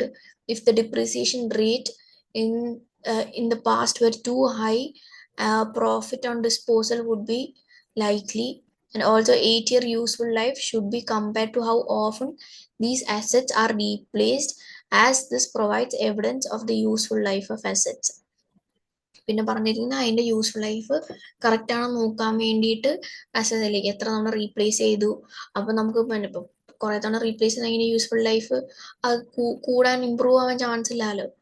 അപ്പം അങ്ങനത്തെ ഒരു കേസിൽ അങ്ങനത്തെ എന്താണ് സിറ്റുവേഷൻ അത് നമുക്ക് നോക്കാൻ വേണ്ടിയിട്ട് അവരുടെ നമുക്ക് കണ്ടീഷൻസ് റിവ്യൂ ചെയ്യാം. PPEയുടെ അവരുടെ കറന്റ്ലി എന്താ ഫോളോ ചെയ്യുന്നതെന്നുള്ളതൊക്കെ. അപ്പം ഇതിൻ്റെ അകത്ത് ഈ ഫസ്റ്റ് പോയിന്റ് കറക്റ്റ് സെയിം ആണ്. നിങ്ങൾക്ക് അത് അങ്ങനെ തന്നെ കോപ്പി പേസ്റ്റ് ചെയ്ത് എഴുതാൻ പറ്റുന്നതാണ്. ഓക്കെ, ഇപ്പൊ ഡിപ്രീസിയേഷന്റെ എന്താന്നുള്ളത് മനസ്സിലായില്ലേ. പിന്നെ അടുത്തതാണ് fraud. A member of Oak Finance team fraudulently purchased assets for personal use. Question വായിച്ചപ്പോൾ കണ്ടതാണ്. The reconciliation of physical assets to the non-current asset registry will be ongoing at the year end. Hence, there is a risk that non-current assets are overstated as they may be include the personal assets purchase. ശരിയല്ലേ? അവർ fraud കാണിച്ചു, അവർ personal assets അത് ഇതിലേക്ക് കാണിച്ചിരിക്കുകയാണ്. അപ്പം ഈ fraud ongoing ആയിരിക്കും എന്നാണ് പറഞ്ഞത്, അതായത് ഇയർ എൻഡിന്റെ ടൈമിൽ. അപ്പം അതിന്റെ അർത്ഥം ആ സമയത്ത് ഇയർ എൻഡിൽ ചിലപ്പം ഇത് ഓവർ സ്റ്റേറ്റഡ് ആയിരിക്കാം. ഇത് എന്തുവാണ്? Non current assets over stated ആയിരിക്കാം. അപ്പം അതിൻ്റെ അകത്ത് അവിടെ എന്താണ് ഒരു കൺട്രോൾ റിസ്ക് ഇൻക്രീസ് ആയിട്ടുണ്ട്. അതായത് ഈ ഫ്രോഡ് ഇപ്പോൾ വന്നു, പക്ഷെ ഇത് എത്ര നാളായിട്ടാണ് അൺഡിറ്റക്റ്റഡ് ആയിട്ട് പോയിരിക്കുന്നത് എന്ന് നമുക്കറിയത്തില്ല. നമുക്കറിയാം ഓഡിറ്റ് റിസ്കിൽ കൺട്രോൾ റിസ്കും ഉണ്ട്, ഡിറ്റക്ഷൻ റിസ്കും ഉണ്ടെന്ന്. അപ്പം ഇവിടെ ഇത് കാണിക്കുന്നത് കൺട്രോൾ റിസ്ക് ആണ്. ഓക്കെ, അപ്പൊ അവിടെ ഒരു കൺട്രോൾ റിസ്കും ഇൻഡിക്കേറ്റ് ചെയ്യുന്നുണ്ട്. അപ്പം ഈ ഫ്രോഡിന്റെ കേസിൽ നമുക്ക് എന്ത് ചെയ്യാൻ പറ്റും? നമുക്ക് മാനേജ്മെന്റിന്റെ അടുക്ക, നമുക്ക് ഓഡിറ്റ് ടീമിന്റെ അടുക്ക ചോദിക്കാം. അതായത് the audit team should discuss the fraud with management to understand how the fraud was detected and corrected. അതായത് ഈ ഫ്രോഡ് കണ്ടുപിടിച്ചതിന് ശേഷം അവരെങ്ങനെയാണ് അത് കറക്റ്റ് ചെയ്തിട്ടുള്ളത്. And they must understand the internal controls in the place to prevent other frauds occurring. Fraud ഒക്കെ പറയുമ്പോൾ അത് അവരുടെ ഇന്റേണൽ കൺട്രോൾ കുറച്ചൊരു ഇഷ്യൂ ഉണ്ടെന്ന് അത് ഇൻഡിക്കേറ്റ് ചെയ്യാലോ. അപ്പം ഇങ്ങനത്തെ ഒരു ഫ്രോഡ് ഒക്കെ ചെയ്യുമ്പം അത് ഹാൻഡിൽ ചെയ്തത് എങ്ങനെയാണ്, അല്ലെങ്കിൽ അതിനുള്ള എന്തൊക്കെ ഇന്റേണൽ കൺട്രോൾസ് ആണ് ഇനി ഇതേപോലത്തെ ഫ്രോഡ് വരാൻ പ്രിവെന്റ് ചെയ്യാൻ വേണ്ടിയിട്ടുള്ളതെന്നുള്ളതും നമുക്ക് നോക്കാം. പിന്നെ നമുക്ക് അഡീഷണൽ പ്രൊസീജിയേഴ്സ് പെർഫോം ചെയ്യാൻ പറ്റും, എസ്പെഷ്യലി ഏതിൻ്റെ കേസിൽ, നോൺ കറണ്ട് അസറ്റിൻ്റെ കേസിൽ. അപ്പോൾ when testing non-current asset, they should obtain a list of non-current assets capitalized in the year and agree the new assets to an authorized purchase order. അപ്പോൾ അങ്ങനെ ചെയ്യുമ്പോഴത്തേക്ക് നമുക്ക് എന്ത് പറ്റും, നമുക്ക് മനസ്സിലാക്കാൻ പറ്റും ഇതിൻ്റെ അകത്ത് അവരുടെ പേഴ്സണൽ അസറ്റ്സ് എന്തെങ്കിലുമൊക്കെ ഉണ്ടോ. കാരണം അതായിരിക്കും ഈ സ്റ്റേറ്റ്മെന്റ് റിസൾട്ട് ചെയ്യുന്നത്. അങ്ങനത്തെ എന്തെങ്കിലും അസറ്റ് ഉണ്ടോ എന്ന് നമുക്ക് പുതിയ ഇതുമായിട്ട് എഗ്രി ചെയ്ത് നോക്കുമ്പോഴത്തേക്കും നമുക്ക് മനസ്സിലാകാൻ പറ്റും. ഇപ്പം ഇതിൻ്റെ അകത്ത് ഇതിൻ്റെ അകത്ത് ഈ ഒരു സെക്ഷൻ എഴുതിയാലുണ്ട്, കാരണം ഒരു റിസ്ക്കും അതിനൊരു റെക്കമെൻഡേഷനും ആണ് അവർ ചോദിച്ചിരിക്കുന്നത്. അത്രയും എഴുതിയാൽ മതി, ഇത്രയും റെക്കമെൻഡേഷൻസ് എഴുതേണ്ട ആവശ്യമില്ല, എഴുതി ടൈം നിങ്ങൾ കളയരുത്. ഓക്കെ, അടുത്തത് ഡാമേജ്ഡ് ഇൻവെന്ററി. നമ്മൾ പറഞ്ഞായിരുന്നു, a large batch of chairs have been damaged in production process and will be inventoried at the year end. No adjustment has been made by management എന്ന് പറഞ്ഞായിരുന്നു. പക്ഷേ ഐസ 2 ഇൻവെന്ററീസ് പ്രകാരം it should be valued at lower of cost or net realizable value. NRV അല്ലെങ്കിൽ cost ഏതാണ് lower അതിലായിരിക്കണം value ചെയ്തിരിക്കുന്നത്. അപ്പോൾ hence it is likely that the inventory and the profit are overstated. അതായത് അവർ ഒരു ചേഞ്ചസും വന്നിട്ടില്ല, അപ്പം എന്തായാലും അവിടെ അവരുടെ റിയലൈസബിൾ വാല്യൂ കുറഞ്ഞിട്ടുണ്ടാവും. ഏതാണോ കുറവ് അതിലാണ് ഇൻവെന്ററി കാണിക്കേണ്ടത്. ഇവർ അഡ്ജസ്റ്റ്മെന്റ് ചെയ്തിട്ടില്ല, അപ്പോൾ ആ ഇൻവെന്ററി ഓവർസ്റ്റേറ്റഡ് ആയിരിക്കും. അപ്പം നമുക്ക് എന്ത് ചെയ്യാം, detail cost and net realisable value testing should be perform to assess by how much the inventory requires writing down. അതായത് അതിന്റെ ഡിഫറൻസ് എത്രയാണ് എഴുതി കുറയ്ക്കേണ്ടതെന്നുള്ളത് നമുക്ക് നോക്കാൻ വേണ്ടിയിട്ട്. പിന്നെ അടുത്തതാണ് സെയിൽസ് റിട്ടേൺ. പറഞ്ഞായിരുന്നു ഈ ഡാമേജ് ഇൻവെന്ററി കാരണം കസ്റ്റമേഴ്സ് ഗുഡ്സ് റിട്ടേൺ ചെയ്യും എന്നുള്ളത്. അപ്പം it is likely that for any damage goods sold Oak will need to refund these customers. Revenue is possibly overstated if the sales return are not completely and accurately recorded. Sales return കറക്റ്റായിട്ട് record ചെയ്തിട്ടില്ലെങ്കിൽ revenue ഓവർസ്റ്റേറ്റഡ് ആയിരിക്കും. അതിന് നമുക്ക് എന്താ ചെയ്യാൻ പറ്റുക, നമുക്ക് ഒരു ബ്രേക്ക് ഡൗൺ നമുക്ക് റിക്വസ്റ്റ് ചെയ്യാം. അതായത് review the breakdown of sale of damaged goods and ensure that they have been accurately removed from the revenue. അങ്ങനെ ആകുമ്പോഴത്തേക്കും റവന്യൂ ഓവർസ്റ്റേറ്റ് ചെയ്തിട്ടുണ്ടാവില്ല. പിന്നെ ഏറ്റവും അവസാനമാണ് നമ്മൾ പറഞ്ഞത് ആ ലാസ്റ്റ് പോയിന്റ്, മാനേജ്മെന്റ് ബോണസിന്റെ കാര്യം. ഇത് നമ്മൾ ഓൾറെഡി വേറൊരു പോയിന്റിൽ പറഞ്ഞു. അത് കൂടാണ്ട് ഈ ബോണസിനെ വെച്ചുള്ള ഇഷ്യൂ ഉണ്ടല്ലോ. എന്താ issue? The management of Oak receives significant annual bonuses based on the value of year-end total assets. But there is a risk that management might feel under pressure to overstate the value of assets through the judgments taken. അതായത് അങ്ങനത്തെ ഒരു ബോണസിന്റെ ഒരു ഇതായത് കൊണ്ട് അവർ ചിലപ്പോൾ മനഃപൂർവ്വം total assets ഓവർസ്റ്റേറ്റ് ചെയ്തേക്കാം. അതിന് നമുക്ക് എന്താ ചെയ്യാൻ പറ്റുന്ന വെച്ച് കഴിഞ്ഞാൽ, throughout the audit the team will need to be alert to this risk. അതായത് ടോട്ടൽ അസറ്റിനെ റിലേറ്റ് ചെയ്യുന്ന എന്ത് കാര്യങ്ങളുണ്ടെങ്കിലും അവിടെ ഒരു എക്സ്ട്രാ അറ്റൻഷൻ വേണം. അതായത് അവിടെ ഒരു റിസ്ക് ഉള്ള ഏരിയ ആണെന്ന് നമുക്ക് മനസ്സിലായി. നമ്മൾ അത്രയും സ്കെപ്റ്റിസിസം അല്ലെങ്കിൽ അത്രയും നമ്മുടെ ജഡ്ജ്മെന്റ് യൂസ് ചെയ്തിട്ടായിരിക്കണം ആ ഏരിയയിലുള്ള എല്ലാ ഡിസിഷൻസും നമ്മൾ എടുക്കേണ്ടത്. അതാണ് ഇവിടെ പറയുന്നത്. They will need to maintain professional skepticism and carefully review judgmental decisions and compare the treatment against prior years. Okay. അപ്പം ഇത്രയാണ് ഓഡിറ്റ് റിസ്ക് നമ്മൾ ഐഡന്റിഫൈ ചെയ്തത്. അപ്പം നമ്മൾ അറൌണ്ട് 11 ഓഡിറ്റ് റിസ്ക് ഐഡന്റിഫൈ ചെയ്തു. ആൻഡ് നിങ്ങൾക്ക് ജസ്റ്റ് 8 എഴുതിയാൽ മതി. ഈ ന്യൂ ക്ലയന്റ് ഒക്കെ നിങ്ങൾ എക്സാമിന്റെ ടൈമിൽ കാണുമ്പോൾ തന്നെ ലൈക്ക് ന്യൂ ക്ലയന്റ്, അവിടെ ഒരു ഓഡിറ്റ് റിസ്ക് ഉണ്ട്, അപ്പൊ തന്നെ ലൈക്ക് നിങ്ങൾ ഐഡന്റിഫൈ ചെയ്യാം. അപ്പം ഇതൊക്കെ നിങ്ങൾക്ക് ഇങ്ങനെ തന്നെ പഠിച്ചു വെച്ച് എഴുതാൻ പറ്റുന്ന കാര്യങ്ങളാണ്. കാരണം ചോദിച്ചു കഴിഞ്ഞാൽ ഇതേ ആൻസേഴ്സേ ഉള്ളൂ. അപ്പം അങ്ങനെ നിങ്ങൾക്ക് കറക്റ്റ് ആയിട്ടുള്ള ഏതാണോ 8 ആൻസേഴ്സ് അത് പിക്ക് ഔട്ട് ചെയ്ത് എഴുതാം. ഓക്കെ, നമ്മൾ ഇത്രയും മാർക്ക് ചെയ്ത് വെച്ചത് കൊണ്ട് നിങ്ങൾക്ക് ഇതിൻ്റെ അകത്തുനിന്ന് ഏതേലും 8 പോയിന്റ് എടുത്ത് എഴുതിയാൽ മതി. നിങ്ങളിത് വായിച്ചിട്ട് അപ്പൊ തന്നെ ആ ടെൻഷനിൽ നിങ്ങൾ വിചാരിക്കും ഓക്കെ ഓരോന്ന് കാണുമ്പോൾ അപ്പൊ തന്നെ എഴുതി പോകണം. അല്ല, കാരണം അങ്ങനെ എന്ത് പറ്റുമെന്ന് അറിയോ? ഇപ്പൊ ഞാൻ പറയാം. ഇപ്പൊ ഫോർ എക്സാമ്പിൾ, ഇപ്പൊ നിങ്ങൾ വായിച്ചു തുടങ്ങി, നിങ്ങൾ ഈ പോയിന്റ് കണ്ടു, നേരെ എടുത്ത് എഴുതി, റെസ്പോൺസും എഴുതി. അപ്പം 1, 2, 3, 4, 5, 6, 7, 8. ഓക്കെ, ഇവിടം കൊണ്ട് നിങ്ങൾ നിർത്തും. ഓക്കെ, ഈ പോയിന്റ്സ് ഒന്നും നിങ്ങൾ നോക്കത്തേയില്ല, കാരണം കഴിഞ്ഞില്ലേ, പിന്നെ വേറെ എഴുതേണ്ട ആവശ്യമില്ലല്ലോ. പക്ഷെ അങ്ങനെ വരുമ്പോൾ ഒരു ഇഷ്യൂ എന്ന് വെച്ച് കഴിഞ്ഞാൽ നിങ്ങൾ ചിലപ്പം ഈ ഫ്രോഡിന്റെയോ അല്ലെങ്കിൽ ഈ ഇയറിന്റെ മറ്റേ എന്തുവാ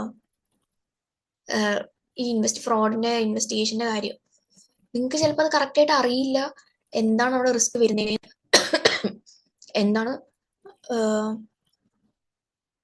എന്താണ് അതിന്റെ പ്രോപ്പർ റെസ്പോൺസ് എന്നുള്ളതും നിങ്ങൾക്ക് അറിയുന്നുണ്ടാവില്ല. പക്ഷെ നിങ്ങൾ വേറെ വായിക്കാത്തത് കൊണ്ട് നിങ്ങൾ ജസ്റ്റ് അതേ എഴുതും. അപ്പൊ അവിടെ നിങ്ങൾക്ക് കറക്റ്റായിട്ട് മാർക്ക് സ്കോർ ചെയ്യാൻ പറ്റില്ല. ചിലപ്പോൾ നിങ്ങൾ ഇത് വായിച്ചിരുന്നെങ്കിൽ നിങ്ങൾക്ക് ഇതിന്റെ ഓഡിറ്റ് റിസ്ക്കും റെസ്പോൺസും പ്രോപ്പറായിട്ട് എഴുതാൻ പറ്റിയേനെ, അല്ലെങ്കിൽ ഇതിന്റെ എഴുതാൻ പറ്റിയേനെ. അപ്പൊ നിങ്ങൾക്ക് ഷുവർ മാർക്ക് നിങ്ങൾ ജസ്റ്റ് അത് ആ ധൃതിയിൽ വായിച്ചിട്ട് എഴുതി പോയിട്ട് നിങ്ങൾക്ക് മിസ്സാവാൻ. അതുകൊണ്ടാണ് ഞാൻ പറയുന്നത് ക്വസ്റ്റ്യൻ എന്തായാലും നിങ്ങൾ മൊത്തം വായിക്കണം, ഫുള്ള് വായിച്ചേ പറ്റുള്ളൂ. അപ്പൊ വായിക്കുമ്പോഴത്തേക്കും ഇങ്ങനെ ഹൈലൈറ്റ് ചെയ്ത് പോവുക, so that at the end you can pick out the points which you find best, അല്ലെങ്കിൽ നിങ്ങൾക്ക് ഏറ്റവും ബെസ്റ്റ് ആയിട്ട് എഴുതാൻ പറ്റുന്നത് ഏതാണോ അത് പിക്ക് ഔട്ട് ചെയ്ത് എഴുതാൻ പറ്റും. അപ്പൊ നമ്മുടെ ആ ഒരു ക്വസ്റ്റ്യൻ കഴിഞ്ഞു. ഇനി നമുക്ക് നെക്സ്റ്റ് നോക്കാം.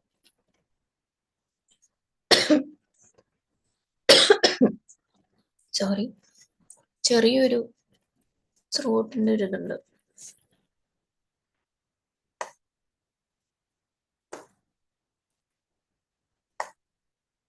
ഓക്കെ, ഇതിന്റെ അകത്ത് നമുക്കറിയാം ഇത് എത്ര മാർക്കിനാണ് ചോദിച്ചിരുന്നത്, 16 മാർക്കിനാണ് ചോദിച്ചിരുന്നത്. ഓക്കെ, ഇതിന്റെ അകത്ത് ശരിക്കും നിങ്ങൾക്ക് 28 മിനിറ്റ് ആണ് എടുക്കേണ്ടത്.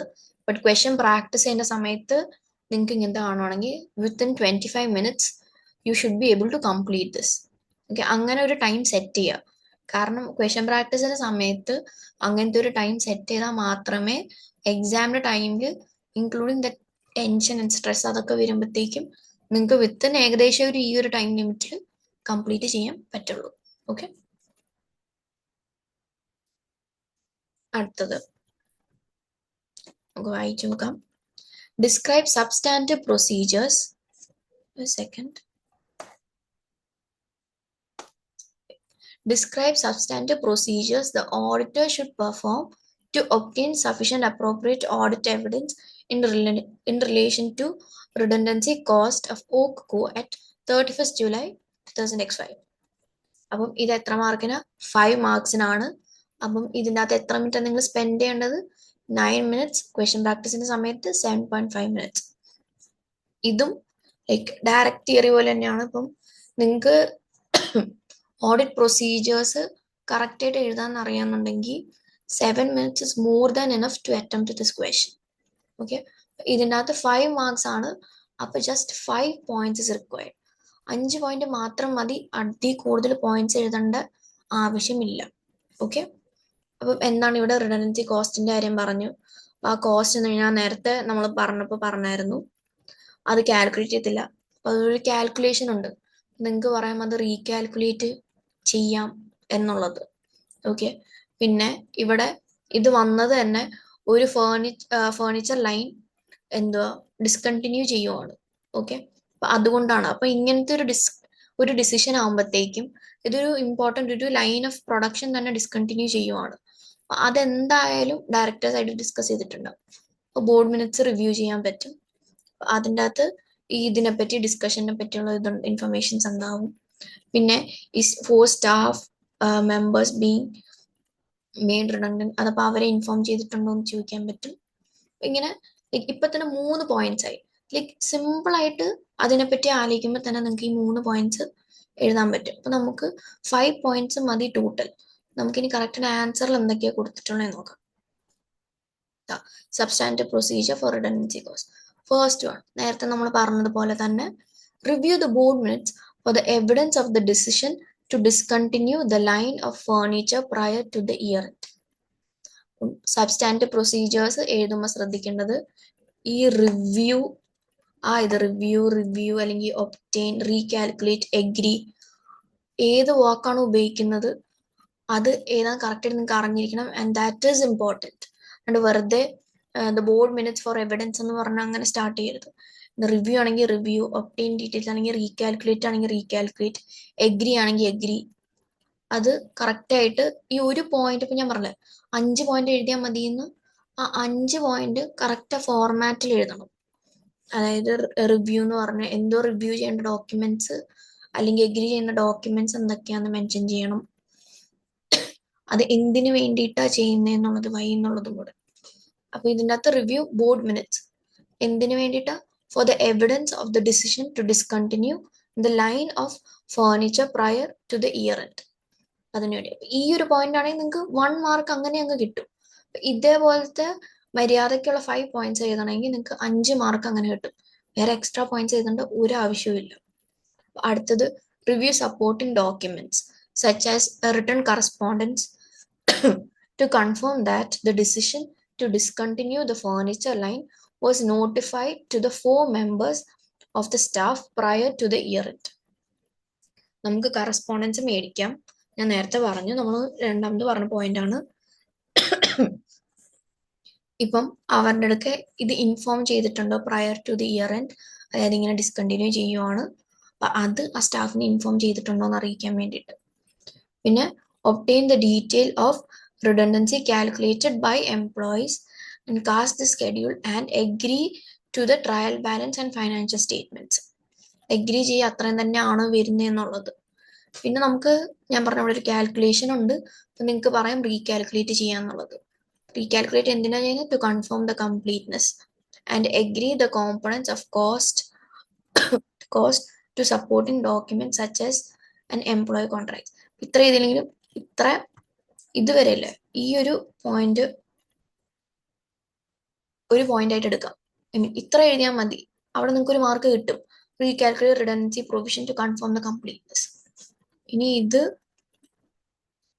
അടുത്തൊരു പോയിന്റ് ആയിട്ട് എഴുതാം. Agree components of cost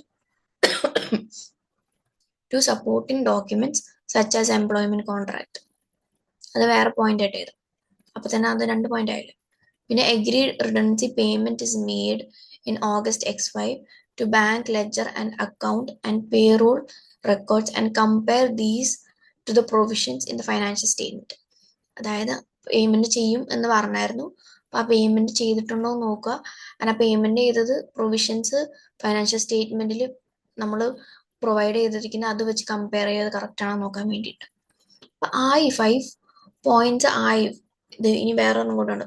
obtain written representation from management confirming the completeness of the provision. അതായത് അവരുടെ നിന്ന് റിട്ടേൺ റെപ്രസെന്റേഷൻ മേടിക്കാം, ഇത് കറക്റ്റ് ആയിട്ടല്ല പ്രൊവിഷൻസ് കൊടുത്തിരിക്കുന്നതെന്നുള്ളത്. ഇത്രേ ഉള്ളൂ, ഭയങ്കര സിമ്പിൾ ആണ്. ആൻഡ് സുഖമായിട്ട് നിങ്ങൾക്ക് 5 മാർക്സ് ജസ്റ്റ് 5 പോയിന്റ്സ് എഴുതുമ്പോഴത്തേക്കും കിട്ടി. അതാണ് സബ്സ്റ്റാൻറ്റീവ് പ്രൊസീജിയേഴ്സിന്റെ ഒരു ഗുണം. ഈ കാര്യം അറിയാമെങ്കിൽ നിങ്ങൾക്ക് സുഖമായിട്ട് മാർക്ക് സ്കോർ ചെയ്യാൻ പറ്റും. അപ്പം അതാണ് നമ്മള് ഓക്കെ. അപ്പൊ ആ ക്വസ്റ്റ്യൻ കഴിഞ്ഞു. ഇനി അടുത്തത് ഈ ഒരു സെക്ഷന്റെ ലാസ്റ്റ് ക്വസ്റ്റ്യൻ ആണ്. അതായത് അതെ, ഇതിന്റെ ലാസ്റ്റ് ക്വസ്റ്റ്യൻ ആണ് ഈ ഒരു ഓക്ക് കോയിന്റെ. അപ്പൊ അതെന്താ നമുക്ക് നോക്കാം. ഇതിന്റെ അകത്ത്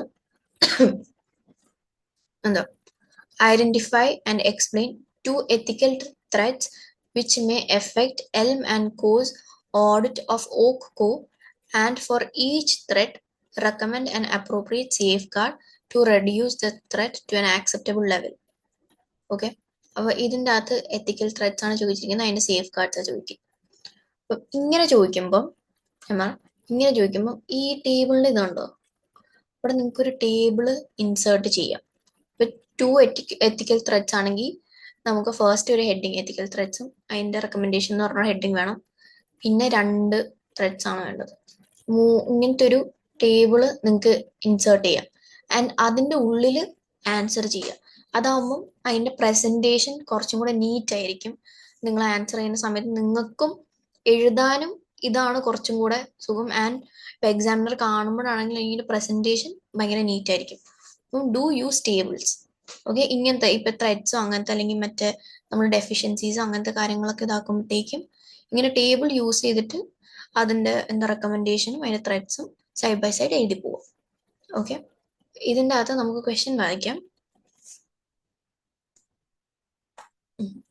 During a meeting, Oak Coast Finance Director mentioned to the audit engagement partner that he is keen to align the objectives of Oak Co with its auditors, Elm and Co.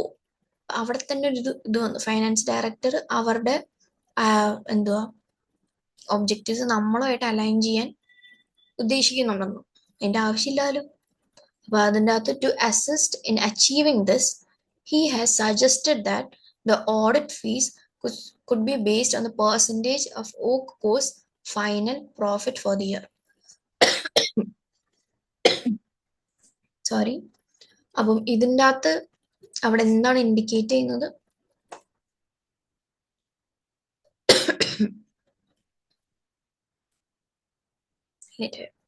Okay, അപ്പം അവിടെ ഒരു issue നമുക്ക് മനസ്സിലായി ഉണ്ടെന്നുള്ളത്. ഒരു എത്തിക്കൽ threat ഉണ്ട്. എന്താണ് അത്? കണ്ടിൻജന്റ് ഫീസ് ആണ്. അത് ആക്സെപ്റ്റ് ചെയ്യാവോ? പാടില്ല. അടുത്ത വേറെ എന്തൊക്കെ ഇഷ്യൂസ് ഉള്ളതെന്ന് നമുക്ക് നോക്കാം. The finance director has asked if Elm Co can help identify potential acquisition target. Discussions are currently at an early stage and no work has been undertaken at present. അതൊരു issue അല്ലേ?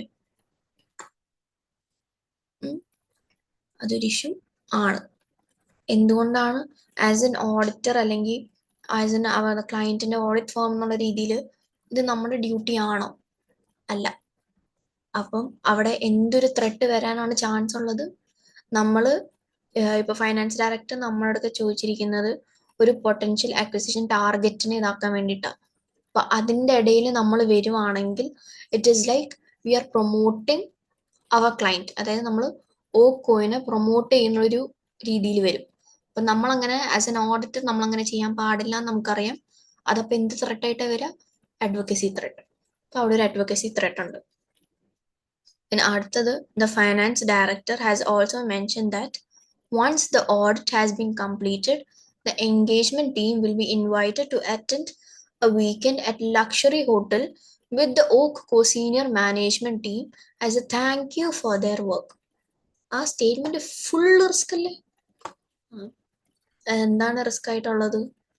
അവിടെ അവർ പറയുന്നത് അവർ ഈ പണി എടുത്തു കഴിയുമ്പം അതിൻ്റെ ഒരു ഇതായിട്ട് എൻഗേജ്മെന്റ് ടീമിനെ ഇൻവൈറ്റ് ചെയ്തിരിക്കുവാണ് ഒരു ലക്ഷറി ഹോട്ടലിലേക്ക്. അപ്പൊ അവിടെ എന്തൊക്കെ ത്രെട്ട് വരാം?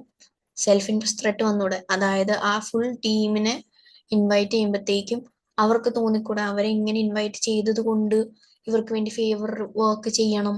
അവിടെ ഒരു സെൽഫ് ഇൻട്രസ്റ്റ് ത്രെട്ട് അപ്പൊ തന്നെ അറൈസ് ചെയ്തു.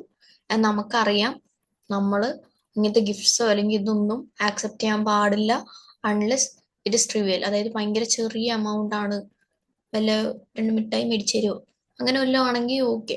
ബട്ട് ഇതങ്ങനെയല്ല, ഒരു ലക്ഷറി ഹോട്ടലിൽ സ്റ്റേ ആണ്. അത് അവിടെ തന്നെ ഒരു ഇഷ്യൂ ആണ്. ആൻഡ് ഇത് ഭയങ്കര ഈസി ടു സ്പോട്ടാണ്. ഇപ്പൊ ഞാൻ പറയാം, ഇപ്പൊ ഈ 3 പോയിന്റ്സ് ഞാൻ മാർക്ക് ചെയ്തു. 2 എത്തിക്കൽ ത്രെറ്റ്സ് ആണ് ചോദിച്ചിരിക്കുന്നത്. So even if you don't identify this or ഇത് നിങ്ങൾക്ക് സ്പോട്ട് ചെയ്യാൻ പറ്റിയില്ല, ഇവിടെ ഒരു ത്രെറ്റ് ഉണ്ടെങ്കിലും ഇറ്റ്സ് ഓക്കെ. കാരണം നിങ്ങൾക്ക് ഈ 2 ത്രെറ്റ് ഇവിടെ 2 എണ്ണമാണ് ചോദിച്ചിരിക്കുന്നത്, 2 എണ്ണം എഴുതിയാൽ മതി. Because it's just for 4 marks. അപ്പം ഇത് രണ്ടും നിങ്ങൾക്ക് പിക്ക് ഔട്ട് ചെയ്ത് എഴുതിയിട്ട് അതിന്റെ എന്ത് ത്രെട്ടാന്നുള്ളതും അതിന്റെ എന്ത് റെക്കമെൻഡേഷൻ സേഫ് ഗാർഡ് പ്രൊവൈഡ് ചെയ്യുന്നതെന്ന് എഴുതാൻ പറ്റും. ഓക്കെ, ആൻഡ് ഇപ്പൊ നിങ്ങൾ 3 ഐഡന്റിഫൈ ചെയ്തു, ഇനി 3 ഉള്ളൂ. അപ്പൊ അത് 3 എഴുതിയേക്കെന്ന് വെച്ചാൽ 3 എഴുതിക്കോ, ഇതിലേക്ക് 2 പോയിന്റ്സ് ഒരുമിച്ചാക്കോ, അല്ലെങ്കിൽ എങ്ങനെയാണ് 3 പോയിന്റ്സ് ആയിട്ട് എഴുതണമെങ്കിൽ എഴുതിക്കോ. ബട്ട് എഴുതുമ്പം ഇവിടെ അഡ്വക്കസി ആണെങ്കിലും നിങ്ങൾക്ക് അത് കറക്റ്റ് ആയിട്ട് ഐഡന്റിഫൈ ചെയ്ത് അത് അഡ്വക്കസി ആണെന്നുള്ളതും അവിടെ ഇതാണ് ഇഷ്യൂ എന്നുള്ളതും അതിന് കറക്റ്റ് ആയിട്ടുള്ള റെക്കമെൻഡേഷനും പ്രൊവൈഡ് ചെയ്യാൻ പറ്റണം. അങ്ങനെയാണെങ്കിൽ മാത്രം എഴുതിയാൽ മതി. അല്ലെങ്കിൽ ഡോണ്ട് ബോദർ. നിങ്ങൾക്ക് മര്യാദയ്ക്ക് അറിയുന്ന 2 പോയിന്റ്സ് ഉണ്ടെങ്കിൽ അത് പിക്ക് ഔട്ട് ചെയ്ത് എഴുതും. അപ്പൊ ഇതിന്റെ ആൻസർ നമുക്ക് നോക്കാം.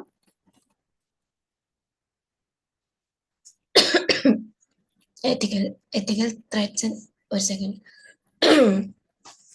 ethical threats and safeguards. ഇതിൻ്റെ അകത്ത് suggested audit fees. അപ്പോൾ this is contingent and it creates self interest. അവിടെ ഒരു സെൽഫ് ഇൻട്രസ്റ്റ് ഉണ്ടാവും.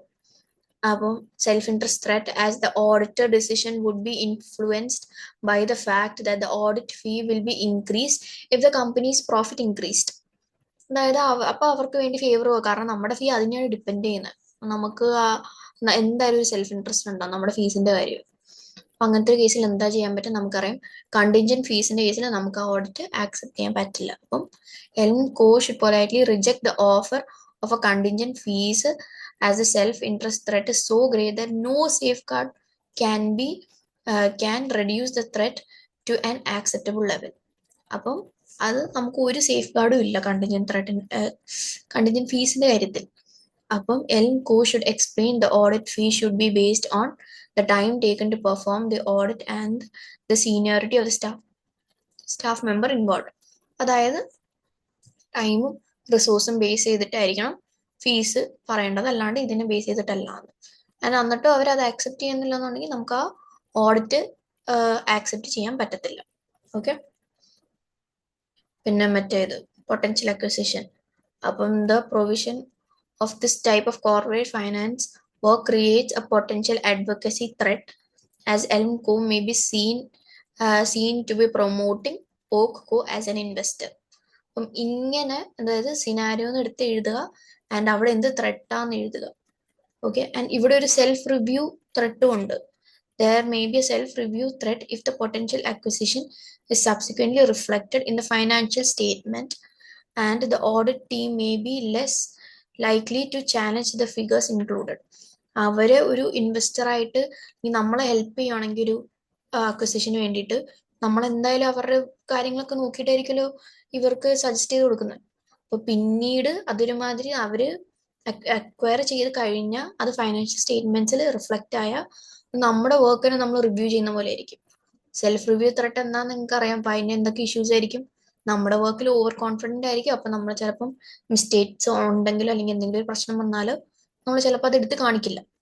അങ്ങനത്തെ ഒരു ഇഷ്യൂസും വരാം. അപ്പം അതാണ് ഇവിടെ പറയുന്നത്. അപ്പൊ നമുക്ക് എന്ത് ചെയ്യാൻ പറ്റും?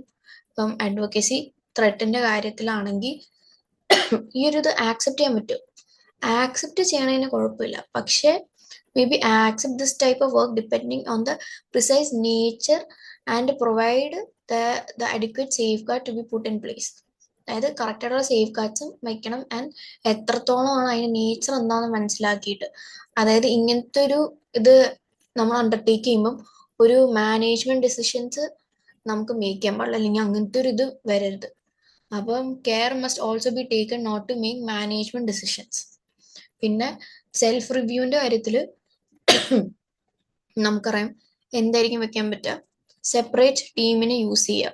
അതായത് അപ്പൊ അവര് അവരുടെ വർക്ക് തന്നെ റിവ്യൂ ചെയ്യുന്നതല്ലല്ലോ. ഇപ്പം നമ്മൾ ഒരു ടീമിനെ ബേസ് ചെയ്തിട്ടാണ് അവർക്ക് ഇങ്ങനത്തെ ഒരു പൊട്ടൻഷ്യൽ ഒരു ക്ലയന്റിനെ കൊണ്ടുപോകുന്നത്, അക്വസിഷന് വേണ്ടി ഒരു സജസ്റ്റ് ചെയ്യുന്ന വെച്ചാൽ ആ ടീമിനെ യൂസ് ചെയ്യാണ്ട് വേറൊരു ടീമിനെ ഇൻവോൾവ് ചെയ്യിപ്പിക്കുക ഓഡിറ്റ് ചെയ്യാൻ വേണ്ടിയിട്ട്. Safeguard include using professional who is not involve in audit to perform the service and have അത് കഴിഞ്ഞിട്ട് വേറൊരാളെ കൂടെ നമ്മുടെ വർക്ക് റിവ്യൂ ചെയ്യിപ്പിക്കുക. അതാണ് have an appropriate reviewer who is not involve in providing the service review the audit work or service perform. അതായത് ഒരു രീതിയിലും ഇല്ലാത്തൊരു എക്സ്റ്റേണൽ ആളെ കൊണ്ടുവന്നിട്ട് നമ്മുടെ വർക്ക് റിവ്യൂ ചെയ്യിപ്പിക്കുക. ഇതാണ് അതിന്റെ സേഫ് ഗാർഡ്. പിന്നുള്ളത് ഞാൻ നേരത്തെ പറഞ്ഞതുപോലെ ആ ലക്ഷറി ഹോട്ടലിന്റെ കാര്യം. അപ്പൊ നേരെ ആ ക്വസ്റ്റ്യൻ അതിൽ നിന്ന് തന്നെ എടുത്ത് എഴുതുക. ആൻഡ് നമ്മൾ പറയാം എന്താ റിസ്ക് എന്ന്. This creates A self interest threat because the engagement team may feel they're personally obligated or rewarded, which could inappropriately influence their objectivity and make them reluctant to raise or report an audit issue. അങ്ങനെ വരുമ്പോഴത്തേക്ക് എന്താ ചെയ്യുക? acceptance of goods and service unless clearly trivial and inconsequential in value is not permitted, as it is likely that a weekend at luxury hotel for a whole team has a significant value. This offer should be declined. നമുക്കത് accept ചെയ്യാൻ പറ്റത്തില്ല, നേരത്തെ discuss ചെയ്ത പോലെ.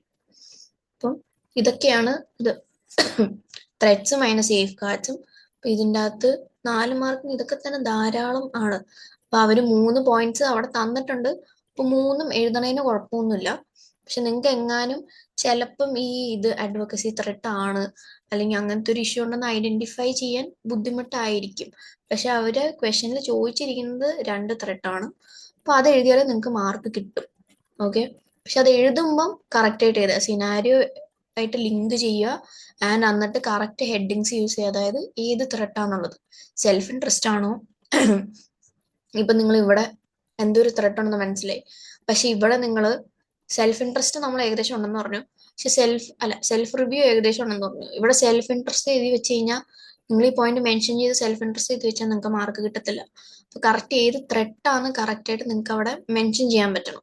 അപ്പൊ advocacy ആണെങ്കിൽ അത് നിങ്ങൾക്ക് കറക്റ്റ് ആയിട്ട് പിൻ പോയിന്റ് ചെയ്തിട്ട് എഴുതാം. ഓക്കെ, അപ്പൊ 2 എണ്ണം എഴുതിയാലും നിങ്ങൾക്ക് മാർക്ക് കിട്ടും, കാരണം ഇവിടെ ചോദിച്ചിരിക്കുന്നത് 2 എണ്ണമാണ്. ഓക്കെ, അപ്പം ഇതാണ് ഈ ക്വസ്റ്റ്യൻ, അതായത് ഓക്ക് കോയിന്റെ നമ്മൾ 30 മാർക്സിന്റെ ക്വസ്റ്റ്യൻ ആണ് ഇപ്പൊ കംപ്ലീറ്റ് ചെയ്തത്. ആൻഡ് ഇത് 4 മാർക്സിന്റെ ചോദ്യമാണ്. ഇപ്പൊ നിങ്ങൾ എക്സാം ബേസിസിലാണെങ്കിൽ 7.2 മിനിറ്റ്സും പ്രാക്ടീസ് ചെയ്യുന്ന സമയത്ത് 6 മിനിറ്റ്സ് ആ ഒരു ടൈം ലിമിറ്റിനുള്ളിൽ കംപ്ലീറ്റ് ചെയ്യാൻ നോക്കുക. ഓക്കെ, ഈ ടൈം ഇത് ഞാൻ ഓരോ ക്വസ്റ്റ്യൻസിലും പറയുന്നതെന്ന് വെച്ച് കഴിഞ്ഞാൽ, in case when you practise, if you are able to follow this, അത് എക്സാമിന്റെ ടൈമിൽ നിങ്ങൾക്ക് വളരെ ഹെൽപ്ഫുൾ ആയിരിക്കും. അതായത് ഈ ഒരു ഡിഫറൻസ് മെയിൻറ്റെയിൻ ചെയ്യുന്നത് തന്നെ എക്സാമിന്റെ ടെൻഷനും ആ ഒരു ടൈമിൽ നിങ്ങൾ ഹാൻഡിൽ ചെയ്യുമ്പം നിങ്ങൾ ഇപ്പോൾ എത്ര പ്രാക്ടീസ് ചെയ്താലും ആ ഒരു മൈൻഡിൽ ആ ഒരു ഇത് ക്ലാരിറ്റിയിലോ ആയിരിക്കില്ല മിക്കവരും ആ എക്സാമിന്റെ ടൈമിൽ ഇരിക്കുന്നതോ അല്ലെങ്കിൽ ക്വസ്റ്റ്യൻസ് മനസ്സിലാക്കാൻ പറ്റുന്നതോ ഒന്നും. അപ്പൊ ഇപ്പോഴേ കുറച്ച് ടൈം കട്ട് ചെയ്ത് പ്രാക്ടീസ് ചെയ്താൽ മാത്രമേ നിങ്ങൾക്ക് ആ എക്സ്ട്രാ ടൈം അവിടെ യൂസ് ചെയ്ത് അവിടെ കറക്റ്റ് ആയിട്ട് എല്ലാ ക്വസ്റ്റ്യൻസും അറ്റംപ്റ്റ് ചെയ്ത് കംപ്ലീറ്റ് ചെയ്യാൻ പറ്റത്തുള്ളൂ. ഓക്കെ, അപ്പം ഇനി ഇതിന്റെ അടുത്ത ക്വസ്റ്റ്യന്റെ ഡിസ്കഷൻ ആണ്.